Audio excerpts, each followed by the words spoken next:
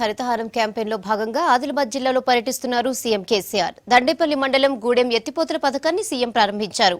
అక్కడ ఏర్పాటు చేసిన బహిరంగ సభలో ఆయన మాట్లాడుతున్నారు. ఇప్పుడు లైవ్ చూద్దాం.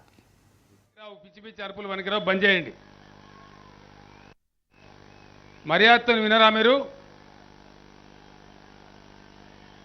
మంచి మాటతో వినాలా? మీరు బంద్ చేయండి. మీ సబ్జెక్ట్ నేను మాట్లాడతాను. మీకంటే ఎక్కువ మాకు పట్టినది బాబు. మీరు బంద్ చేయండి. అరుసుడు బాగానండి. మీరే రాలేదు ఇక్కడికి. సభకు చాలామంది వచ్చున్నారు. అందరికీ కూడా తెలవాలి. మీరు అరవటం మానండి. అదే విషయం నేను చెప్తున్నా, మీరు వినండి. వినమంటే మీ కర్మ. ఆదిలాబాద్ జిల్లాకు సంబంధించి వాస్తవానికి ఇక్కడ కరువు ఉండాల్సినటువంటి అవసరం లేదు. గత పాలకుల యొక్క నిర్లక్ష్య వైఖరి వల్ల ఇదే జిల్లాలో పనిచేసినటువంటి అనేక మంది నాయకుల యొక్క నిర్లక్ష్యం వల్ల, కాంగ్రెస్ తెలుగుదేశం పార్టీల యొక్క వైఫల్యం వల్ల మనకి ఈరోజు కాశ్మీర్ లాంటి జిల్లాలో 12 ఇంచుల వర్షపాతం ఉండే జిల్లాలో ఇక్కడ కూడా కొన్ని సందర్భాలలో కరువు ఎదుర్కొనే పరిస్థితి వస్తూ ఉంది.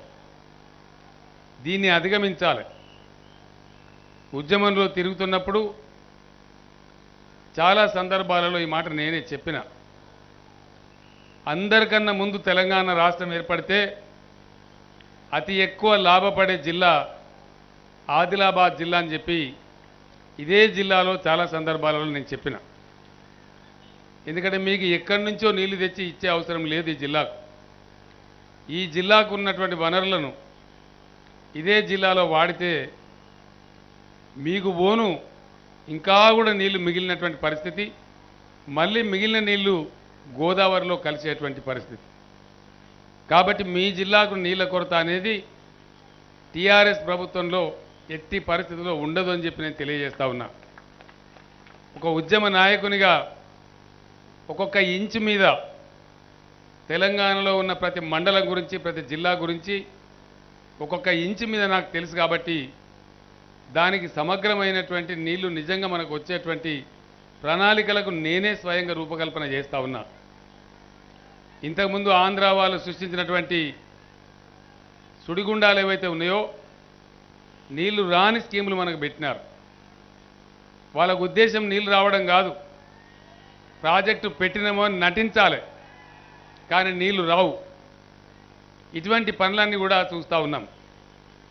ఈ జిల్లాకు వచ్చే ముందు నిన్ననే నేను లోయర్ పెనుగంగ ప్రాజెక్టును శాంక్షన్ చేసిన.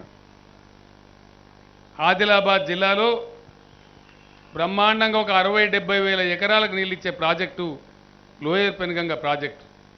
ఎటువంటి లిఫ్ట్ లేకుండా, రూపాయి ఖర్చు లేకుండా ఒకసారి ప్రాజెక్టు కడితే తరతరాల పాటు నీళ్ళు వచ్చే ప్రాజెక్టు. అటువంటి ప్రాజెక్టు మహారాష్ట్ర ప్రభుత్వం పూర్తి చేస్తామని కమిట్మెంట్ ఉన్నా, అక్కడ ఎమ్మెల్యేలు ధర్నా చేస్తే అక్కడ ముఖ్యమంత్రి గారు చెప్పినారు శాసనసభలో, ఆంధ్రప్రదేశ్ ప్రభుత్వం తన వాటా చెల్లిస్తలేదు కాబట్టి మేము కట్టలేకపోతున్నాం ఈ ప్రాజెక్టు అని చెప్పి కూడా వాళ్ళు చెప్పడం జరిగింది.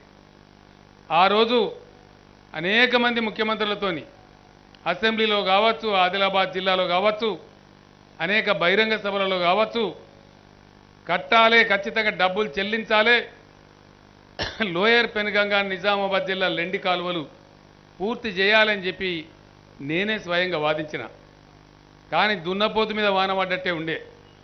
ఎవ్వడు కూడా పట్టించుకోలే. ఏ ముఖ్యమంత్రి కూడా చెవిన పెట్టలే. ఎప్పుడు చెవినే పెట్టిను. కాబట్టి ఈరోజు ఖచ్చితంగా లోయర్ పెనుగంగ ప్రాజెక్టు నీళ్లు తీసుకొని రావాలని చెప్పి నేను ఇటీవల ముంబై వెళ్ళినప్పుడు ఇరిగేషన్ శాఖ మంత్రి నేను అక్కడ ప్రభుత్వంతో మాట్లాడి ఫైనల్ ఒప్పందం చేసుకొని ఈరోజు జైనత్, బేలా, తాంసి మండలాలలో నీళ్లు తీసుకొచ్చేటువంటి ప్రాజెక్టును శాంక్షన్ కూడా చేయడం జరిగింది. త్వరలోనే మీకు ఆ ఫలితాలన్నీ రాబోతా ఉన్నాయి. మీ అనుభవంలోకి లోయర్ పెనుగంగ ప్రాజెక్టు వస్తుందని చెప్పి నేను మనవి చేస్తూ ఉన్నాను. అదేవిధంగా గతంలో కట్టినటువంటి ప్రాజెక్టు, జిల్లాలో అనేక వాగులున్నాయి. కాగజ్ నగర్ నుంచి మొదలుకుంటే బాసర ఉన్నటువంటి ముదోలు వరకు బ్రహ్మాండమైనటువంటి జిల్లాలో వాగులు ఉన్నాయి, చాలా వాగులు ఉన్నాయి. అటువంటి పరిస్థితులలో కట్టినటువంటి ప్రాజెక్టు కొన్ని కట్టినారు. శుద్ధవాగు ప్రాజెక్ట్ అని, ఈ ప్రాజెక్ట్ అని, బట్టివాగని కట్టినారు. ప్రాజెక్టు కడితే కాలువలు ఉండయి, కాలువలు దవ్వితే ప్రాజెక్ట్ ఉండదు. అది ఆదిలాబాద్ జిల్లా ప్రాజెక్టుల యొక్క పరిస్థితి. ఈరోజు మళ్ళా అదే పరిస్థితి మేము చేయదలుచుకోలేదు. 600 అయినా సరే కేసీఆర్ బతికున్నంత వరకు, టీఆర్ఎస్ ప్రభుత్వం ఉన్నంత వరకు అటువంటి డూప్లికేట్ ప్రాజెక్టులు కట్టడానికి ఆస్కారం లేదు అని కూడా నేను మనవి చేస్తా ఉన్నా. ఇదివరకు చేసినటువంటి వాటిని మొత్తం సరిదిద్ది, చక్కదిద్ది, కొత్తగా రావాల్సిన వాటిని కూడా పటిష్టంగా, బ్రహ్మాండంగా తయారు చేసే విధంగా ముందుకు పోతా ఉన్నాం. ఇంతకుముందు జెండా చూపించిన సన్నాసులు ఎవరైతే ఉన్నారో వాళ్ళకి తెలివి లేదు, సంకుచితమైన మనసుతో మాట్లాడుతూ ఉన్నారు. వాళ్ళకి అసలు ఏం తెలియదు. మాకు తెలిసిందే మిడిమిడి జ్ఞానంతో, తెలివి లేక గోవర్ధన్ అనే ఒక పిచ్చివాడు నుండి జిల్లాలు, వాడు రోజుకో పేపర్లో రోజుకో కథ రాస్తూ ఉంటాడు. దమ్ముంటే వచ్చి మాట్లాడచ్చు కదా, నన్ను ఎవరైనా సరే కలవచ్చు కదా, చెప్పచ్చు కదా. ఆ తెలివి లేదు. తెలివి లేకపోగా ఈ విధంగా పత్రికలలో పిచ్చి పిచ్చి వ్యాసాలు రాయడం, ప్రజలలో అపోహలు కల్పించడం, తెలివి తక్కువ మాటలు మాట్లాడుతూ ఉన్నారు. ప్రాణహిత ప్రాజెక్టును అట్నే ఉంచానట. ప్రాణహిత ప్రాజెక్టు అట్లే ఉంచితే నీకేమొస్తుంది గోవర్ధన్ నేను అడుగుతా ఉన్నా. నువ్వు మాట్లాడతావా? ఏ ప్రజాకోర్టులో మాట్లాడతావు? ఎక్కడ మాట్లాడతావు? మేము మాట్లాడడానికి సిద్ధంగా ఉన్నాం. తూర్పు ఆదిలాబాద్ జిల్లా ఏం చేసినాడు రాజశేఖర రెడ్డి? మన కొంప ఉంచే కార్యక్రమం చేసినాడు. మహారాష్ట్రతోని ప్రతి దగ్గర తెలంగాణ ప్రాజెక్టు కట్టడం అంటే ఏం చేసినారు? సమైక్య పాలనలో ఆంధ్ర వాళ్ళు ఎక్కడనో కాడ ఇంటర్ స్టేట్ డిస్ప్యూట్ పుట్టియాలి, అంతర్రాష్ట్ర వివాదం పెట్టాలి. అసలు చేసిన ఒప్పందం ఏంది? ప్రాణహిత చేవెళ్ల ప్రాజెక్టుకు 120 టీఎంసీలు కేటాయించినామని చేసిన ఘనకార్యం ఏంటంటే 9,000 కోట్లు ఖర్చు పెడితే 4,000 కోట్లు జేబులు వేసుకొని పోయినారు కమిషన్లు తీసుకొని. ఎందుకంటే నీళ్లు వచ్చే ప్రాజెక్టు కాదు అది, నీళ్లు తెచ్చే రూపకల్పన కాదు. ఎక్కడ దాకా అయితే చేవెళ్ళ, ఎక్కడ ప్రాణహిత, ఎక్కడ చేవెళ్ళ 600 కిలోమీటర్ల దూరం. ఇట్లాంటి ఎస్ఎల్బీసీ ప్రాజెక్ట్ ఒకటి ఉంది నల్గొండ జిల్లాలో, 40 ఏళ్ళైంది, ఇవాళకి కూడా పూర్తయ్యే దిక్కులేదు. భూమిలో మిషన్ని చొరగొట్టినారు టన్నల్ తవ్వటానికని, దాన్ని ఇప్పుడు తీయలేం, బయటికి కాంట్రాక్ట్ మానుకోలేం. వాడిని నేను చెయ్యంటే వానికి అడ్వాన్సులు చేయాలి, పని చేయించుకోవాల్సినటువంటి దుస్థితిలో పరిస్థితి ఉన్నది. ఈ ప్రాజెక్టును కూడా అట్లే కాంప్లికేట్ చేయడానికి, నీళ్లు వచ్చే ఉపాయం లేకుండా, సింగరేణి గన్ల గుండా, రిజర్వ్ ఫారెస్ట్ గుండా, అంటే ముందర పడద్దు, నీళ్లు రావద్దు, అటువంటి పద్ధతిలో మహారాష్ట్రతో అగ్రిమెంట్ కాకుండానే వివాదం పెట్టినారు. మహారాష్ట్రలో భూములు మునిగేటట్టు పెట్టినారు. భూములు మునిగే అవసరం లేనే లేదు. వాస్తవానికి నేను ముంబై వెళ్ళినా, ఈ ప్రాజెక్ట్ సంగతి ఏందని పోతే కాంగ్రెస్ ముఖ్యమంత్రులు ఉన్నప్పుడే బ్రహ్మాండంగా ఆయన ఉత్తరాలు రాసినారు మహారాష్ట్ర ముఖ్యమంత్రులు. మీరు మా ఒప్పందం పూర్తి కాకుండానే మీరు పనులు మొదలుపెట్టినరు, కాంట్రాక్టులు చేస్తున్నారు, ఏ విధంగా చేస్తారు? మీకు ఫ్యూటైల్ ఎక్సర్సైజ్ అవుతుంది, ఇది అన్ఫ్రూట్ఫుల్ ఎక్స్పెండిచర్ అవుతుంది. ఆ ముఖ్యమంత్రి వాడిన కరెక్ట్ మాట. మీరు చేసే ఖర్చు అన్ఫ్రూట్ఫుల్ అవుతుంది, అంటే ఎందుకు వనికి రాకుండా గంగలేసినట్టు అవుతుంది, మీరు కట్టకండి అని చెప్పి ఉత్తరాలు కూడా రాసిండ్రు. అవన్నీ కూడా రికార్డులు ఉన్నాయి. ఇప్పుడు ఇది నేను చెప్తున్న కథ కాదు, ఎలక్షన్ల కన్నా ముందే జరిగినటువంటి తతంగం. ఈరోజు మేము వచ్చిన తర్వాత, టీఆర్ఎస్ ప్రభుత్వం వచ్చిన తర్వాత మహారాష్ట్ర ప్రభుత్వంతో మాట్లాడినాం.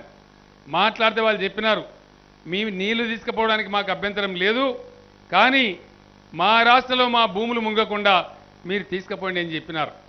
మంచిదని చెప్పి దానికి ప్రత్యామ్నాయం చూసుకుందామని ప్రత్యామ్నాయాన్ని వెతికినాం. ఆదిలాబాద్ జిల్లాలో ఆనాడు ప్రాణహిత చేవెళ్ల ద్వారా పెట్టిన ఎకరాలు ఎంత? కేవలం 56-57 వేల ఎకరాలు పెట్టినారు. మొదటి దశలో 30,000 పెట్టినారు. ఆ తర్వాత మళ్ళీ డిమాండ్ చేస్తే 56-57 వేల ఎకరాలు పెట్టినారు. ఇవాళ టీఆర్ఎస్ ప్రభుత్వం కేసీఆర్ నాయకత్వంలో నేను పెడుతున్న నీళ్ళెంత? 1,50,000 ఎకరాల మీద నీళ్లు పెడతా ఉన్నాం. ఆనాడు రాజశేఖర రెడ్డి ప్రభుత్వం కేవలం 56,000 ఎకరాలకు పెడితే ఇవాళ మనం ప్రతిపాదిస్తున్నది, మనం నిర్మించబోతున్నది 1,50,000 ఎకరాలు. చెన్నూరు నియోజకవర్గం, ఆసిఫాబాద్ కొంత భాగం, లిఫ్ట్ పెట్టుకుని ఇంకా కొంత భాగం బెల్లంపల్లి కొంత భాగం వాటందరికీ కూడా నీళ్ళు వచ్చే విధంగా 1,50,000 ఎకరాలకు నీళ్లు పారే విధంగా ఈరోజు మనం ప్రాజెక్టు కడతా ఉన్నాం. ఇటువంటి సన్నాసులు ఎందరు వచ్చినా కేసీఆర్ తెలంగాణకు నీళ్ళు ఎక్కువ దేవనని ప్రయత్నం చేస్తాడా, తక్కువ దేవనని ప్రయత్నం చేస్తాడా? ఈ సన్నాసులకు తగిన పద్ధతిలో ఆదిలాబాద్ జిల్లా ప్రజలే బుద్ధి చెప్పాలని చెప్పి నేను మనవి చేస్తా ఉన్నా. నేను చెప్పే ప్రాజెక్టుకు దశాబ్దాలు పట్టాయి, 10 ఏళ్ళు 5 ఏళ్ళు పట్టది. ఇమీడియట్గా అతి త్వరలోనే ప్రజల అనుభవంలోకి నీళ్ళు వస్తుంది. మనం ఒక డైవర్షన్ ఆనకట్టు కట్టుకొని నీళ్లు ప్రాణహిత నుంచి మలుపుకున్నట్టయితే ఎంతంటే అంత నీళ్ళు మనం తీసుకునే అవకాశం ఉంది. జిల్లాలోకి తీసుకొని కింద ఉన్న వాగులన్నింటినీ అనుసంధానం చేసుకుంటే బ్రహ్మాండంగా 1,50,000 పైచిలిక ఎకరాలకు నీళ్ళు వస్తూ ఉంది. త్వరలోనే నేను దాన్ని అంతా కూడా వచ్చి నేనే స్వయంగా పని మొదలు పెట్టిస్తాను కూడా నేను మనవి చేస్తూ ఉన్నా. దానికంతా రూపకల్పన జరుగుతూ ఉంది. మహారాష్ట్ర ప్రభుత్వంతో ఫైనల్ అగ్రిమెంట్ చేసుకోవాల్సిన అవసరం ఉంది. తర్వాత కింద పై జిల్లాలకు పోయే నీళ్ళు ఏవైతే ఉన్నాయో ప్రాణహిత నీళ్లు ఆదిలాబాద్కే సరిపెట్టి గోదావరిలోకి ఇంకా అనేక మార్గాల ద్వారా వచ్చే నీళ్ళు ఏదైతే ఉందో దాన్ని కాళేశ్వరం దగ్గర లిఫ్ట్ చేసి కరీంనగర్, మెదక్, నిజామాబాద్ ఆ జిల్లాలకు తీసుకుపోవడానికి కింద దిగువన కాళేశ్వరం దగ్గర గోదావరి మీద ఆనకట్ట కట్టి అక్కడి నుంచి నీళ్ళు తీసుకొని పోతా ఉన్నాం. ఈ ప్రాజెక్టు చేస్తే దీని లోతు తెలియక దీనికి సంబంధించిన పరిజ్ఞానం లేకుండా పేపర్లలో పిచ్చి వ్యాసాలు రాసి జిల్లా ప్రజల్లో ఒక అపోహ కలిగించి ఈ విధమైనటువంటి పనులు చేస్తూ ఉన్నారు.